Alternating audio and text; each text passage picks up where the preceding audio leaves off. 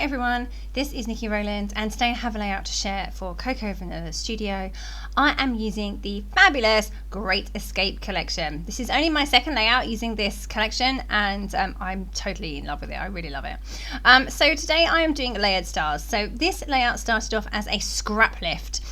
So if you have seen the challenges for February in the group, the Coco Vanilla Studio community group, is to scrap lift, and there's a few examples for you to scrap lift.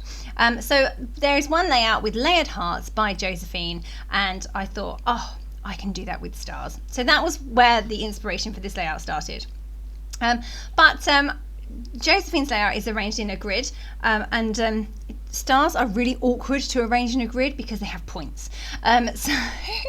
So this layout ended up nothing like Josephine's, other than the fact that it has layered shapes on, and our shapes are not even the same shape. Mine are stars and hers are hearts. So anyway. That was how it started, and I love challenges because they quite often just give you a starting point, and then you go off in your own direction, and that tends to be what I do. So as you can see, I did some work off camera, as in I had already spent some time with my die cutting machine and I had cut out lots of stars. So I just chose a few different papers from the A5 paper stack, and I cut them, each sheet I cut a number of different sized stars with my metal nesting dies, and then I layered them all together with different papers. So so all the different layers, so every star looks different effectively, and I have some bigger ones and some smaller ones, and that was intentional. So anyway, that's how I started.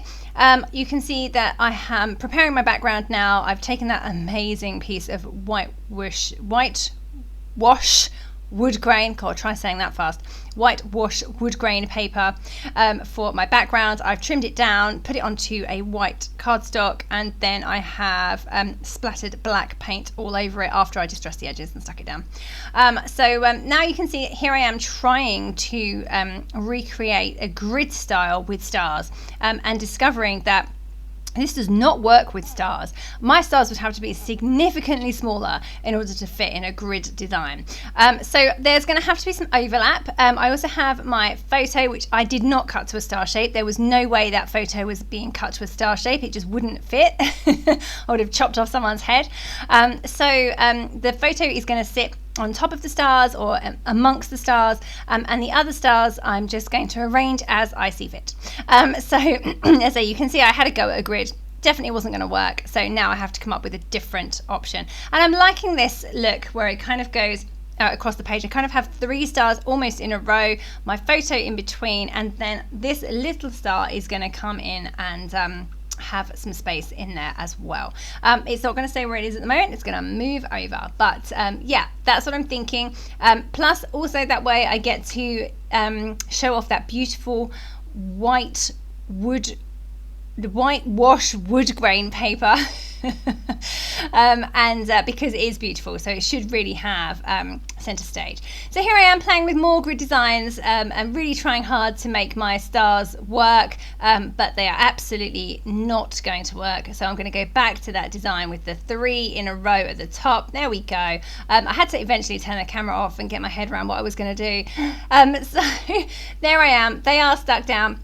I should also say that off camera I went and sewed through each one. So once I'd stuck all my stars together, I sewed through them on the sewing machine, just a line from top to bottom, because that helps to hold them all together. It means that I don't have to stick them properly. It means that each point can be curled up a little bit because they're anchored in the middle. So I generally stick them together, tack them together with a little bit of tape, and so that they will layer together and stay in place for when I sew them. And then I go and just run them quickly through the sewing machine, which holds them all together perfectly. They are not sewn to my background, they are stuck onto the background. And the photo is nestled between 2 of them. I'm loving how that's looking. Like I said, I moved over the little star over to the right hand side. That gave me room for my title, which says Fun Times. And then I've just added a little chipboard piece there, label that says Wild Thing. And over on the left on that star, Let's Go. So now that I've got the layout arranged, I know what I'm doing with my stars, putting all the embellishments on is really very easy. So I'm just going to add some little details. I've got all the big things in place already, the stars, the photo and the title, they're in place already. So now it's just a case of putting the little bits on. So I am adding that little chipboard banner there that says so much fun. I quite often stick my chipboard stickers on with foam pads. One, because I like to have lots of dimension on my layout, but two, also because chipboard sometimes doesn't stick that well, and that's nothing to do with the sticky. It's just because chipboard is solid, as in it doesn't have any flex to it, and of course the paper that we're sticking it to does have flex, so then when you move the paper, the chipboard piece can ping off. So I tend to add foam, little foam pads behind all chipboard if I can, because that way the foam that does have flex will move with the paper, and then we will have less chipboard pieces falling off and at the bottom of my page protector. So that to me is why I do that. Sometimes I also sew it through the sewing machine, not always, but sometimes I do. If there's a sewing machine handy and I can reach over to it, that's what I will do. Or sometimes I will stick things with glossy accents, which helps as well, but most of the time I will just add foam stickers, foam pads. So yeah, I thought that I would give some little detail to my my wood grain, and I'm just cutting some of the lines there along the wood grain areas, along the wood grain lines with my craft knife, and then I'm just poking my craft knife in and roughing those up a little bit, just to give a little bit more texture and interest to my background, because I felt that it all looked a little bit flat.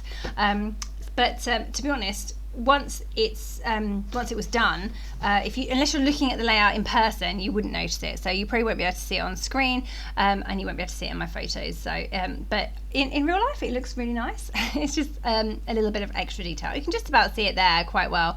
Yeah. Anyway, so that gave me, just to say, a little bit of extra interest for my background, because there is quite a lot of open space on this layout.